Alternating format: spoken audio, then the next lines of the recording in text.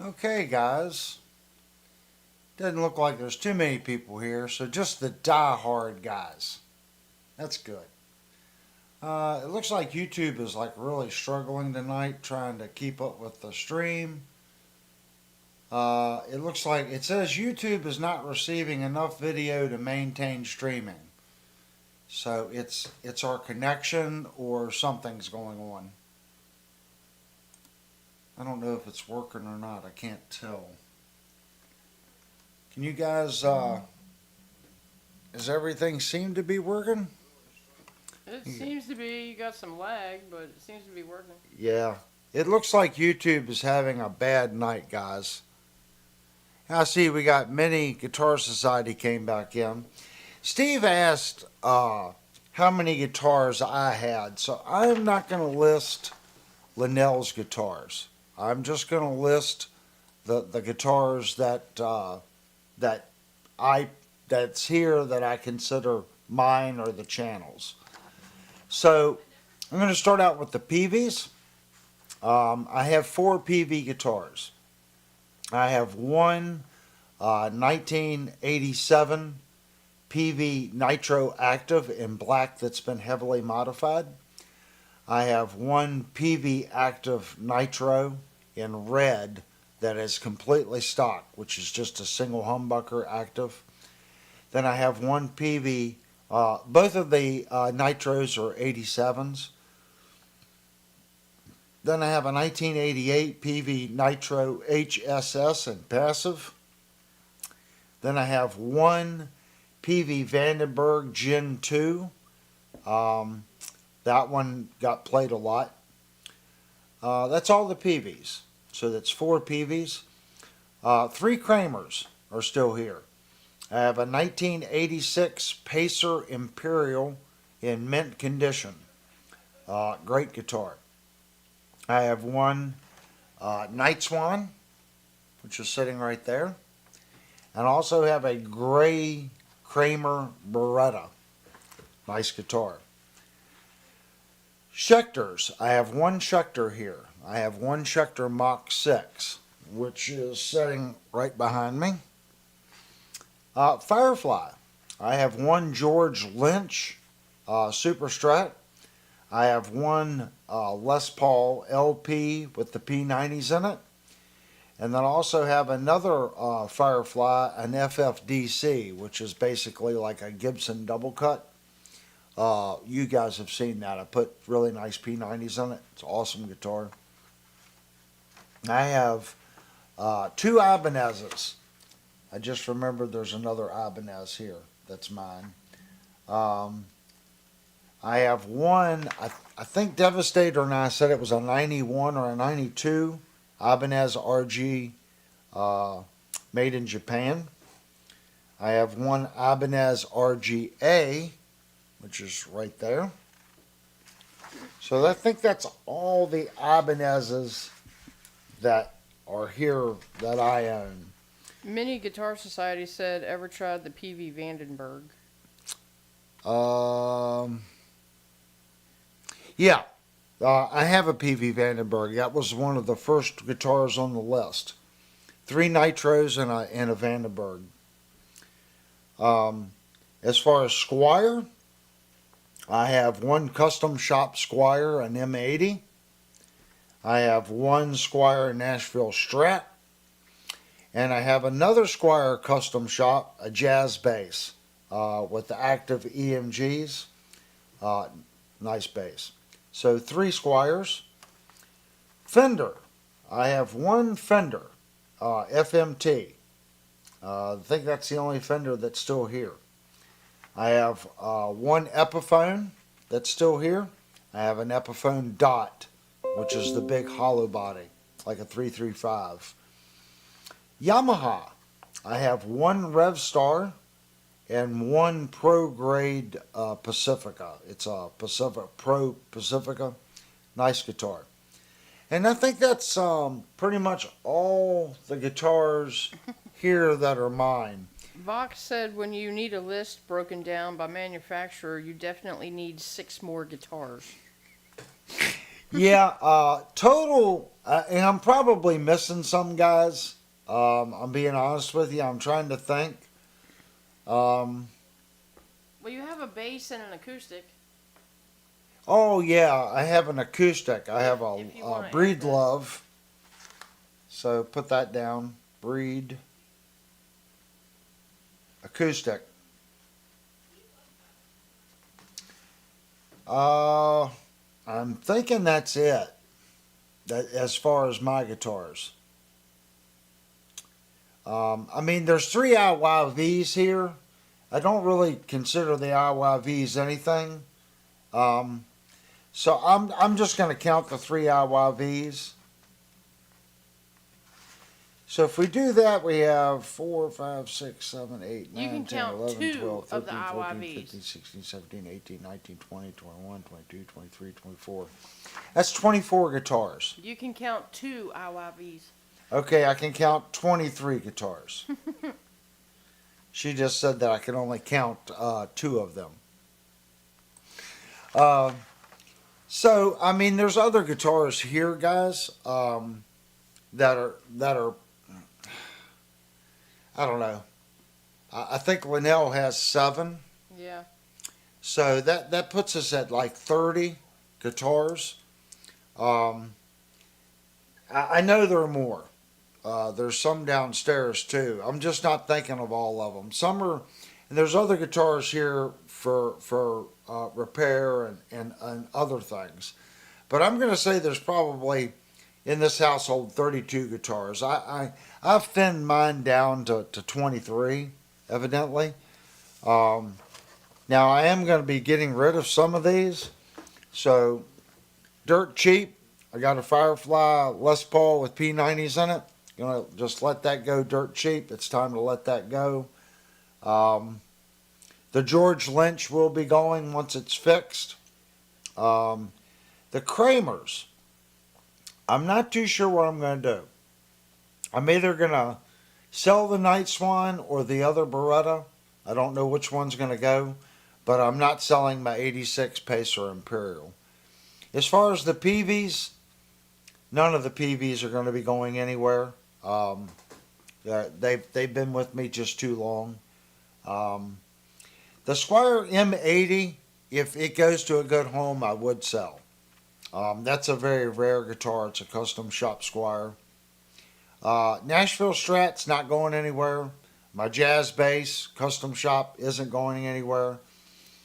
My Fender FMT, I don't really have a Les Paul, so the FMT is kind of filling that space. Mini Guitar Society said he has 32 electric minis. 32 electric minis. I don't have quite that many guitars. I did, but we've been actually selling off quite a few guitars between people that watch the stream and Marketplace. We've gotten rid of quite a few. The Yamaha stuff. I like my Revstar. Any Stratocasters? Not true Strats. I sold I had a 40th anniversary, and I sold that last month. That was a Squire, but no Fender Strats. So I don't have any Fender Strats right now. The Breedlove, that's my only acoustic, so that's not going to go anywhere. So as much as I'd like to whittle this list down, the only thing I see, the George Lynch Firefly, the Firefly Les Paul with the P90s in it needs to go. One of the Kramers need to go. That's about it. And the IYVs. Once we're done reviewing those IYVs, they will be sold as well. And I got good deals on those, so it'll be cost. So if anyone wants the IYVs with the Tree of Life, I have the hollow body and the neck through one, and I didn't pay much for them, so it'll just be past the buck once the review's done. So I think Steve asked, which guitars I had. So those are the guitars that I have here. Devastator said he didn't hear you say anything about his RG going. Uh, well, the RG is just here. It's already, you know, Devastator's already put his claim on that guitar. I just need to get around to doing it. Right now, I got Brian's guitar in the basement. I've got one of Jupe's guitars in the basement. And then I've got the George Lynch guitar that needs fixing. And there's one other one down there for service. So once I get all that done, then I can concentrate on the RG. It's up to Devastator. Devastator, if you want it, you know, I can just go through it, and I haven't even really looked at the frets and stuff. Maybe you tell me what you want done, and we can just do it. We'll just do a quick review on the guitar, you know, to kind of document how the guitar was made and what it come with, and we'll just take it from there. I just need to open it up, look at the knife edges, make sure it holds tune well. Yeah, I mean, it's going to need fret polishing and stuff like that because it's been setting. It just needs a good cleaning, if that makes sense. Devastator said no rush, just making sure I don't need to pee on it to mark my territory. No, it's not. I'm not selling it. It's your guitar. Whenever the channel gets around to getting it, I know that you always wanted a Fuji Gen RG, and that's what this guitar is. And you and you already know about the pickups and in the year, because you and I spent hours going over all that stuff on that guitar, so you know exactly what's there. Guys, during the end of the last stream, my sugar was crashing, so I'm still not 100% yet. I'm still kind of shaking. When I went to the lead channel, that's when I felt it, and I said, well, I can push through. So if I sounded a little blah blah blah blah blah at the end, that's why I was really it was hard. I guess I took too much insulin during dinner. I don't know what was going on. Either that or doing these guitar reviews is a lot more work than I thought. But either way, I got through it. That's why I didn't really say too much at the end of the stream. It was more about I need to get some sugar in me before I pass out. So that's my guitar list, and it's changed so much. There's some guitars that I really wish I didn't sell. One coming to mind is my Alex License Les Paul. Great guitar, working man's guitar. Played like butter. Beautiful top on that guitar. It was just one of those things I didn't play. So I let that one go. I miss my Kramer Assault, but that's okay. Guitars come and go here. So I've said it a million times. If I kept every good guitar, there would be 100 guitars here. There would be. I just can't do that many. The only ones on this list that I know will never go anywhere are 3 of the Peaveys. My Peavey Active Nitro, and my Peavey Vandenberg, and my Peavey HSS. They're unless I become homeless, they're never going to go anywhere. I've had those guitars since they were new. Played many bars with them, so I'm really attached to them. I don't think my Kramer Pacer 86 would go anywhere, but if someone offered me the right money, I would sell it. I'm not overly attached to the guitar. I've had the guitar now for a little over 2 years. Shandong Music called me. They sold the guitar originally, brand new. The guy came in, said it was bought new and sat in the case for all those years. So I bought pretty much new old stock.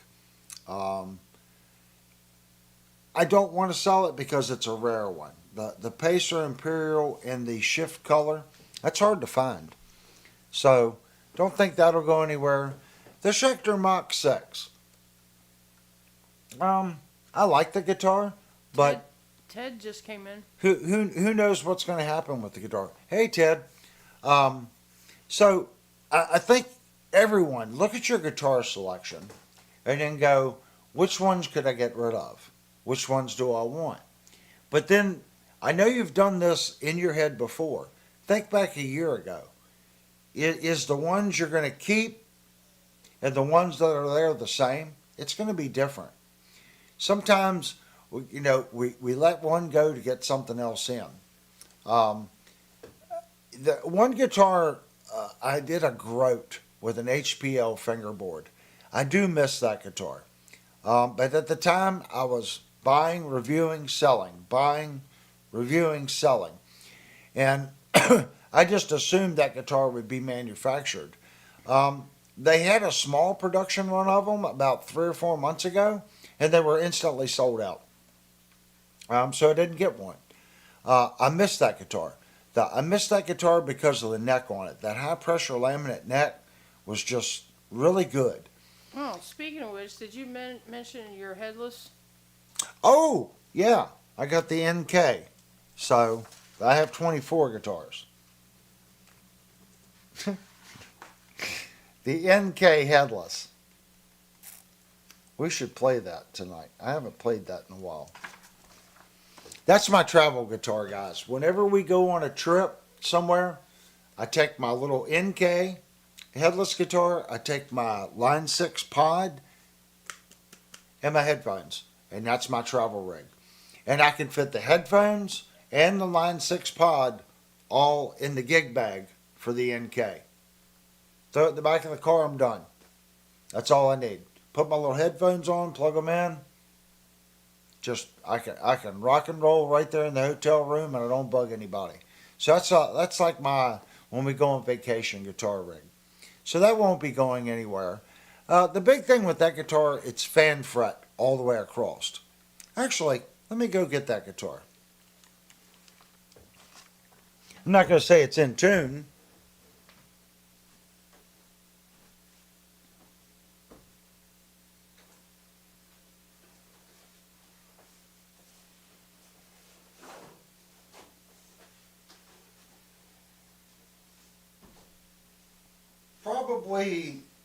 Probably the last guitar I should play with my sugar being all whacked out. Can you hear me now, Birdman? Can I what? Birdman said I was low. I said, can you hear me now? Oh. Sorry, guys. My sugar's a little messed up. I was actually... The only reason I came on is I told you guys I would. But I actually sat in the kitchen after the first stream, and I was like, maybe I shouldn't go do another stream. So here's my NK. And I have not played this guitar in a very long time. So, like I said, it's my travel guitar. So I don't really play it unless we go somewhere. This guitar will teach you if you're over fretting really quick.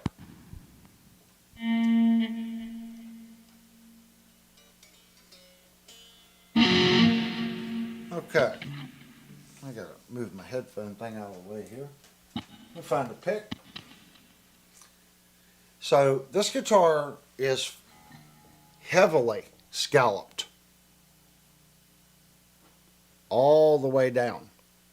Ted said he thinks you should go rest. Yeah, I'm going to play this one for a second. Awesome guitar. When I bought it, it was wired wrong from the factory, and it still has a problem, but it's my travel guitar. So it's probably been a year since I played this thing, so the strings are old. So let's just see how bad of tune it is.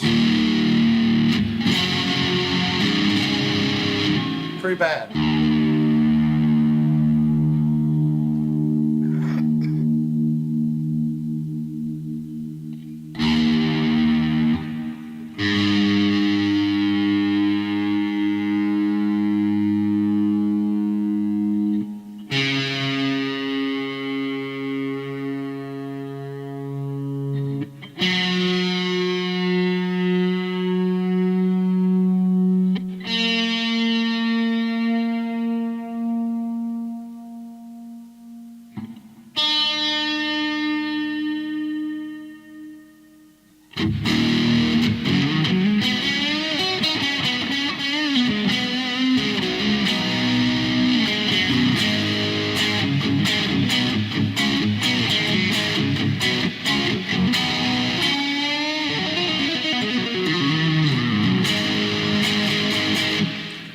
And you can kind of hear it.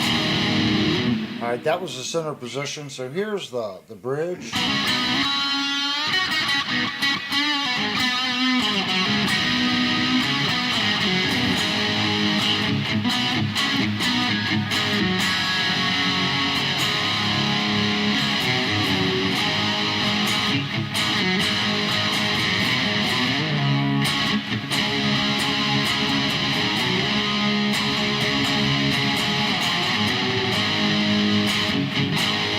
I've got to adjust my playing because literally, if you fret too hard,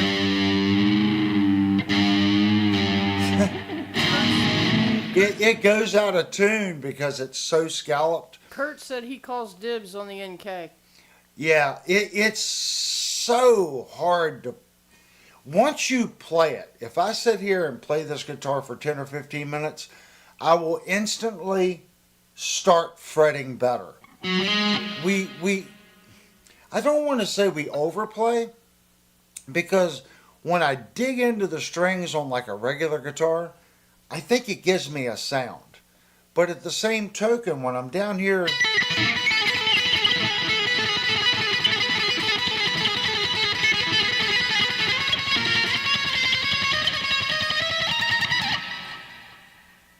it will show every mistake that you do. When you get good at playing this and you go over to the other guitar, you will notice you play a lot smoother, because the fan fret shows every mistake.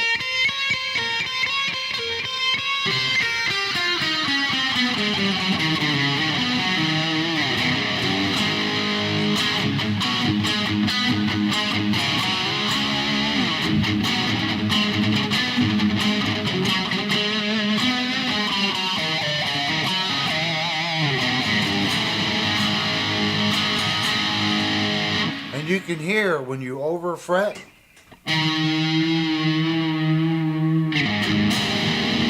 it takes me about 15 minutes to acclimate to playing it.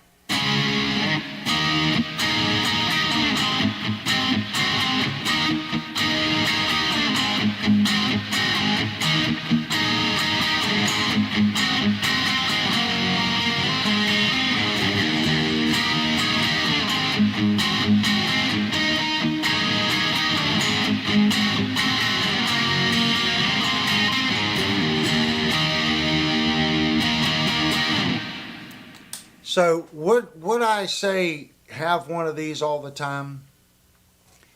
It'll mess with you because of the fan fret. So is it more comfy? I don't really notice the fan fret as I'm playing when I first pick it up. Now, if I go from this guitar after playing it on vacation back to a regular guitar, I start misfretting. But I think the scalloping really teaches us how to not overplay the guitar.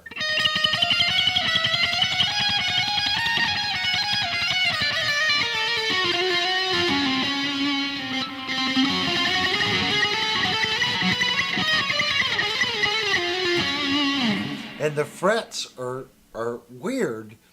So when you get used to a standard 24.75 or a 25, and you come and you grab this,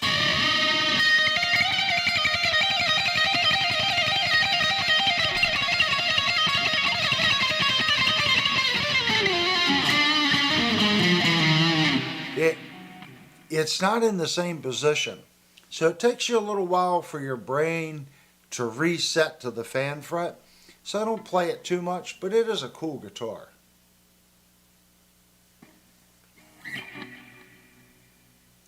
I've always wanted to put better pickups in it, but if you look at how they're made, they're skewed.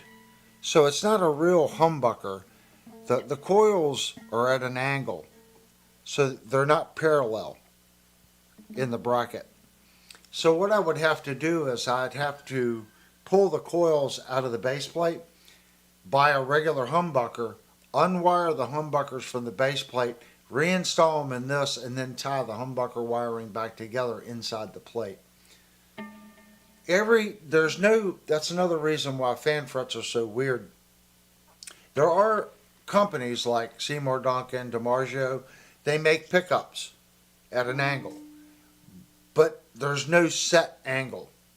That's the issue. If I order another pickup, would the angle and the way the cartridge actually fit? That's the issue with the fan fret. Sometimes it's a proprietary angle and it's made for that particular guitar. So there's a couple tutorials on YouTube on how to separate the coils, and then you have to reuse the base plate of this one and then use the coils from the other pickup. I just haven't done it, but I would love to put, different pickups in it. But it doesn't sound bad the way it is.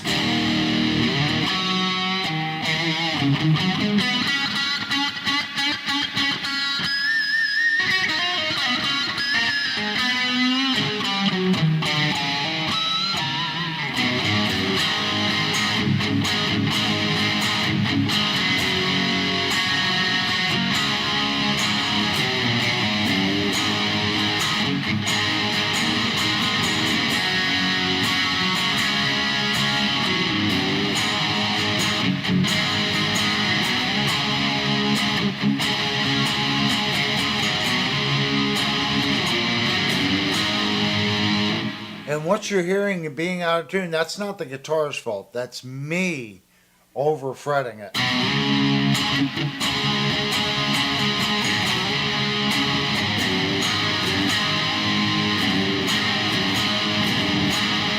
And it really will teach you that you don't need to be overly aggressive. It doesn't take that much pressure to actually form that note.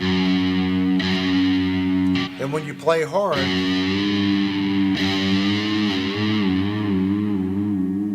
that's how much out of tune it can be.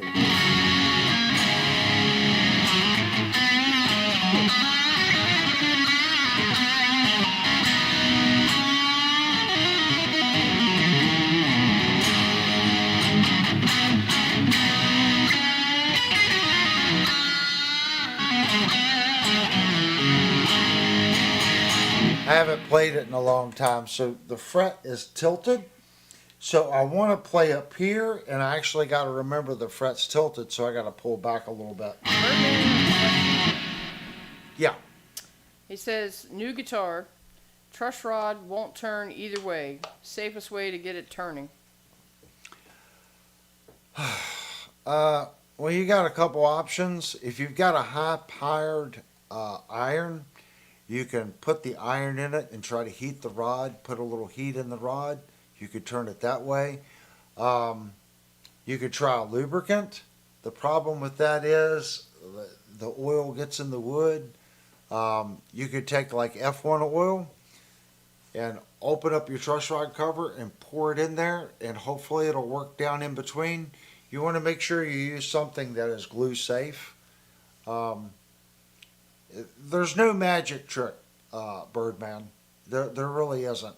I would try to put a little oil on it and free it up. It's probably right here at the end is where it is. Put a little F1 oil in there and just let it set. And put a little pressure on it. Eventually it will turn. That metal rod's not going to break. It's not going to crack in there. And if it does shear off, then it's no major loss anyway. If it's stuck, it's stuck. I mean, at some point you're going to have to adjust it. So I would just take a little F1 oil and put in it and let it set for a week. See if that fixes it. If not, you can take the iron and put a little heat on it. But it takes a lot of power. And by the time you put enough heat in it, you're probably going to burn the neck, if that makes sense. If someone else has another suggestion, I usually just put a little, whatever fingerboard oil I have, I put a little bit of that in it, let it set up, and just turn it. It's either going to go or it's not going to go. That's the easiest way of putting it. The guitar, if you live in an area where you got to make truss rod adjustments and you can't adjust the truss rod, then the guitar becomes useless. Either way, whether it's stuck and you can't adjust it or you break it, you're not out anything, if that makes sense. But what I would do is I'd put some oil on it. If someone else has another suggestion, um, you know, Birdman said F-hole oil. yeah, the F1 oil for your finger. That's what I would have here. I don't think I would use. I mean, you might be able to use a 3-in-1 oil, but I know the F1 oil is safe, if that makes sense. There's no chemical in that that's going to cause a bond issue with your fingerboard to your neck, because where that thing is routed, that's where the seam between the fingerboard and the back of the neck is. Does that make sense? So you don't want to put anything in there that may cause an issue with the adhesive. So that's the only reason I'm saying F1 oil, because you're already drenching your guitar neck with that material anyway. So I would try that, and it's not going to hurt anything. It's oil. It's oil for wood. It's not going to hurt anything. Just try it. It's like I said. It's probably stuck right up in here, right where the nut is. Dirt and goo gets in there. Or it never was adjustable from the factory. And when they put the truss rod in, they didn't get this taped off right, and the glue seeped in to the route, and the truss rod stuck. Mikey Mikey said put foil tape on the wood first and then heat it with iron. Yeah, like I said that too, Mikey. The drawback is you got to have a really high powered iron, which I do, and I've done that in the past.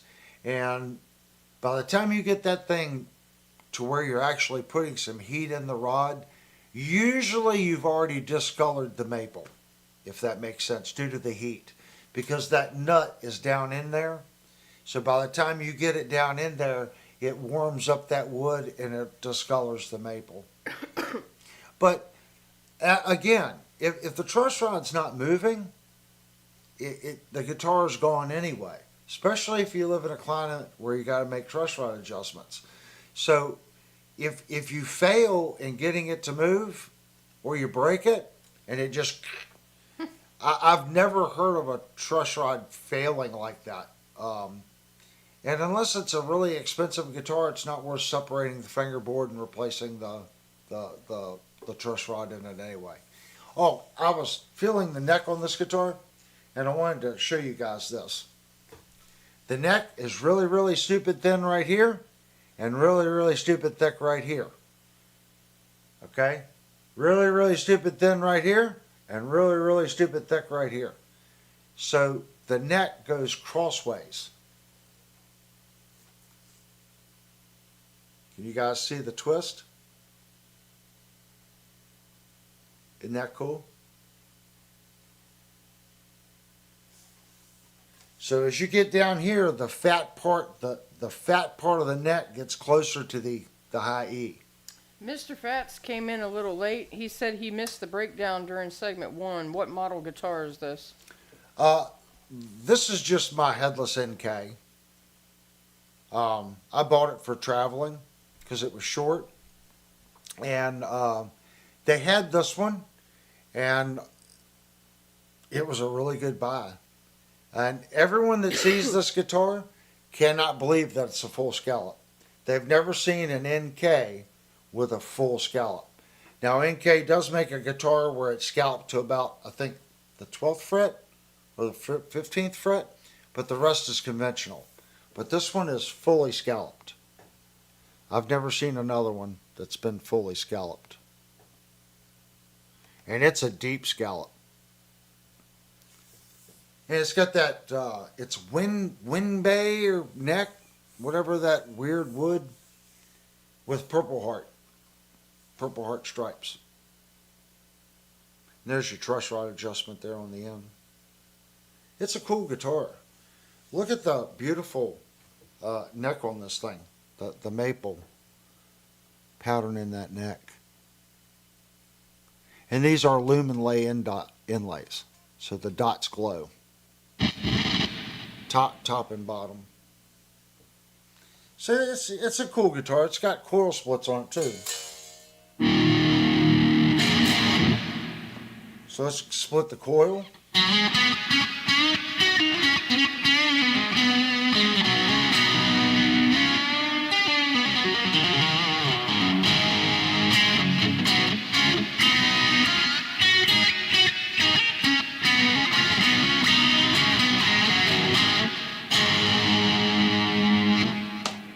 humbucker.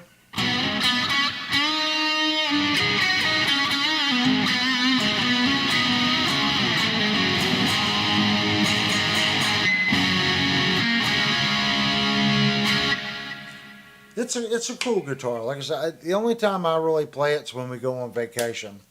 Literally, with the bag, this bag.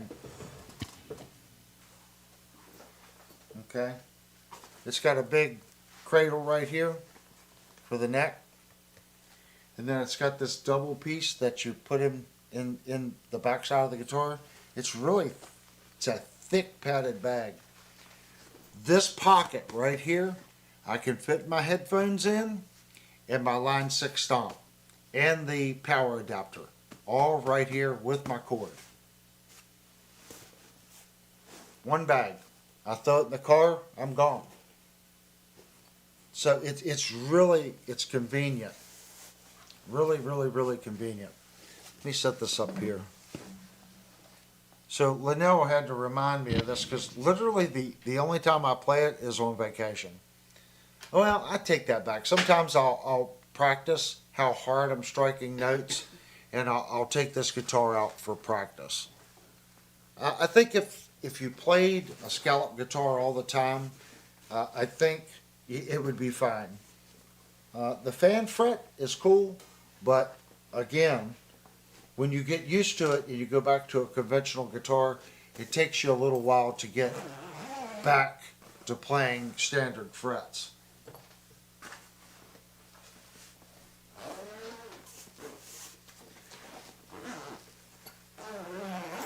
But the bag, it's so padded. I mean, look, it's like a pillow. It's a pillow on the outside with it's not plywood. It's like a hard plastic that they put in here on both sides with at least an inch of foam on the top and bottom. So it's like a huge pillow. See how it's puffy? It's all like 1 inch foam on either side of it with the furry material inside. So it's a really nice gig bag. I don't get the backpack straps. I mean, that's kind of strange, but they're on there. If you have the opportunity, give them a call. I know NK has a website, and sometimes you can get them on Amazon. It depends how well they're doing. I know they were on Amazon for about a year, then they went off for 6 months.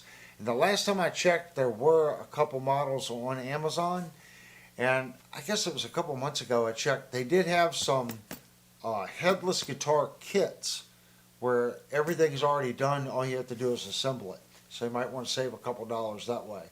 But the CNC work on this guitar is top notch. The issue that I had with it from the factory, it was wired incorrectly. And it was not NK's fault. When I looked up the switch wiring, because I forget the manufacturer of the switch, when I looked up their wiring diagram was wrong. So NK wired it to the switch manufacturer specification, and their spec sheet was wrong. So it was not NK's fault, it was the manufacturer of the switch. Do necks usually back bow in warmish weather, thus needing truss rod adjustment? What I find, right now, I'll get a little crown in my necks. So yeah, you'll get a little bow like this going into winter. Spring, I usually get the exact opposite. I don't know if that's consistent with everybody, because I've lived on the East Coast between South Carolina and Maryland my whole life. So there is quite a difference in humidity in the South, but even down there, when it would drop off from, it would be 105. Down there, if it got 30 degrees, that was really cold in the South. So when you did have to do an adjustment, it wasn't bad. Now in Virginia, yeah, I usually have to adjust the truss rods. And going into fall, it's usually a back bow. Does the NK sit on your leg nice while sitting? It does. And they position the jack decent to where if you put it like this or like this, the jack works in either location. It's a nice guitar. I don't know if they make this model anymore with the offset neck the way it's carved. I don't know. I've never seen another full what is it, scallop neck. They did have some partial scallop ones. Mr. Fat says, I never had headless. Maybe this is a dumb question. How do those tuners feel? They work the same like headstock tuners? The tuners on this one work really, really good. They're a little sticky, and that's more about the bridge. And the best one I ever saw, but it had problems too, was the Valgoa Grote headless with the HPL fingerboard. It has a proprietary trim block, and it has a little tool that you would put in it to help you tune the tuners. With the tool, it's effortless. But when you took your finger down there, it was a little finicky.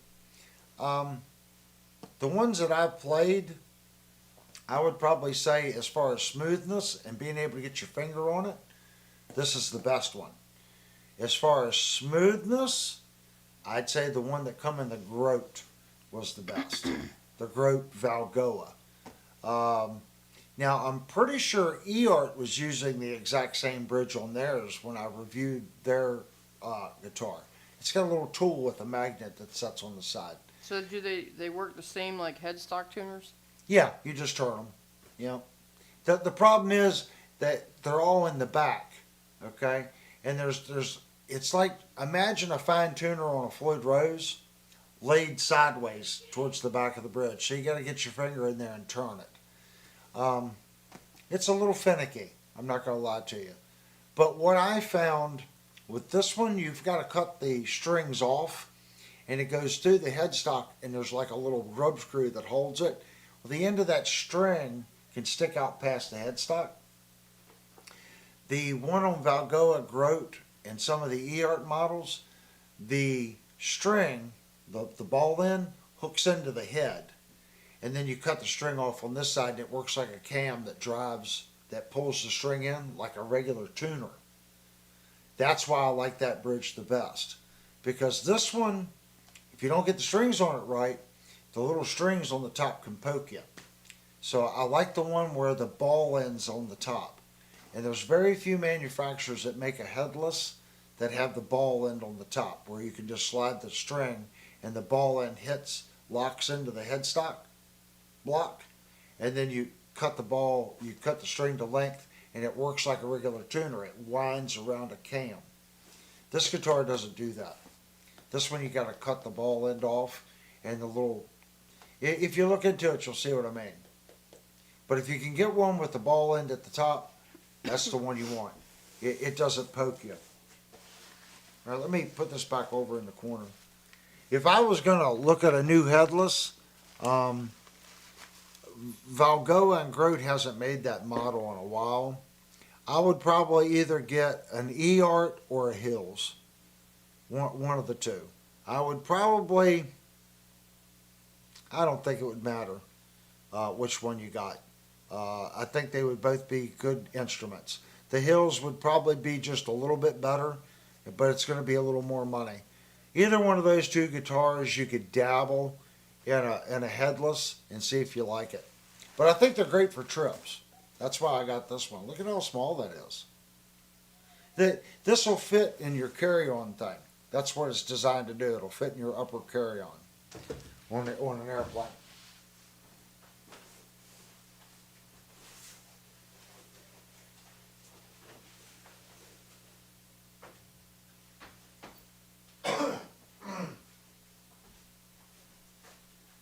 Yeah, I think you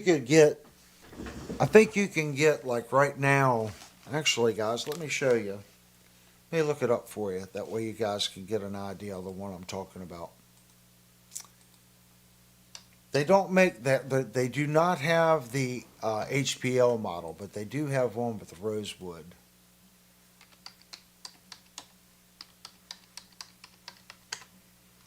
The HPL model hasn't been made in a while. And I just said that, and now it's not coming up.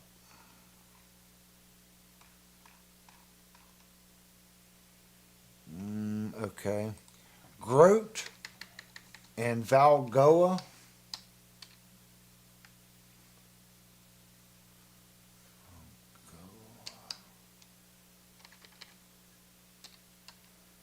And Redid is the exact same guitar.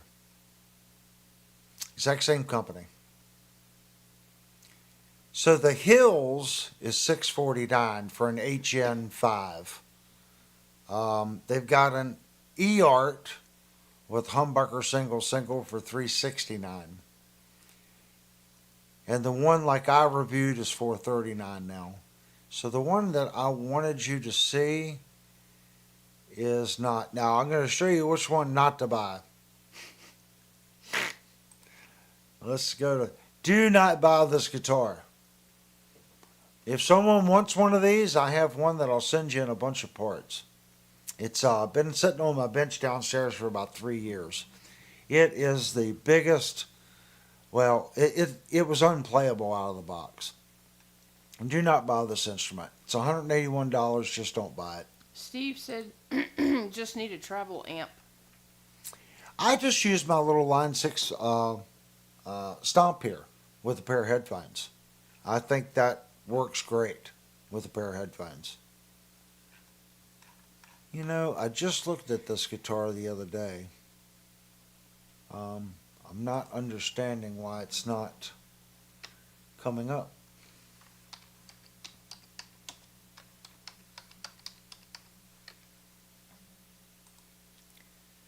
I just looked at them. Now, these particular Grotes here have mixed reviews. I've never reviewed one of these. I mean, it's $169.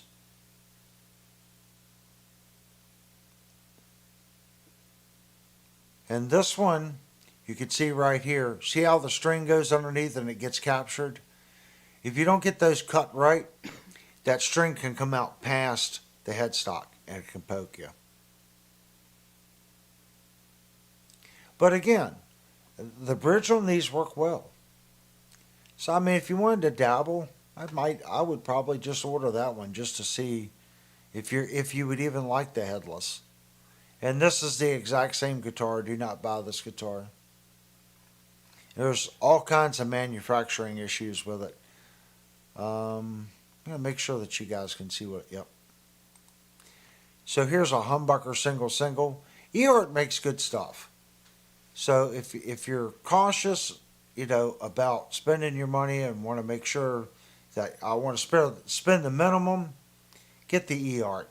If you want to spend a little more, get this Hills, this next HN5. But the one that I wanted to show you is no longer available, evidently. Here's the HN3, so it's $549 for this one. I don't remember how the neck on this one is set up.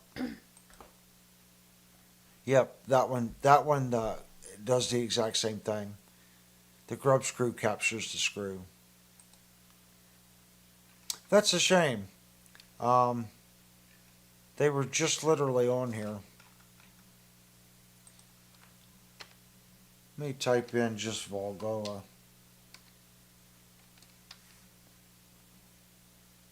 See if it comes up this way. Sometimes Amazon's a little funny. You got to type it in a certain way for it to come up. Nope, they must have sold out of them again. Just type in Valgoa or Grote and keep an eye out. It's normally $199 to $250, depending on the model. They're not. It's not listed anymore. That's a shame. I guess the Grote would be the cheapest that I would try.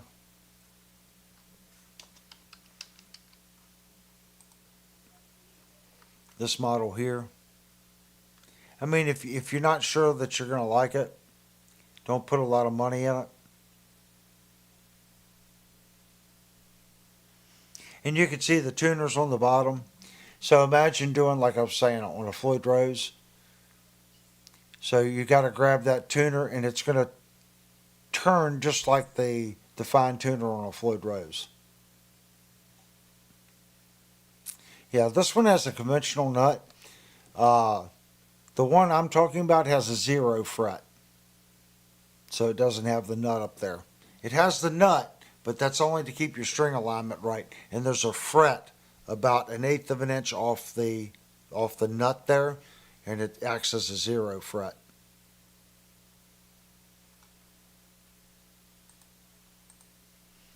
I don't know what you guys think, but that's what I would suggest since they don't have the other one.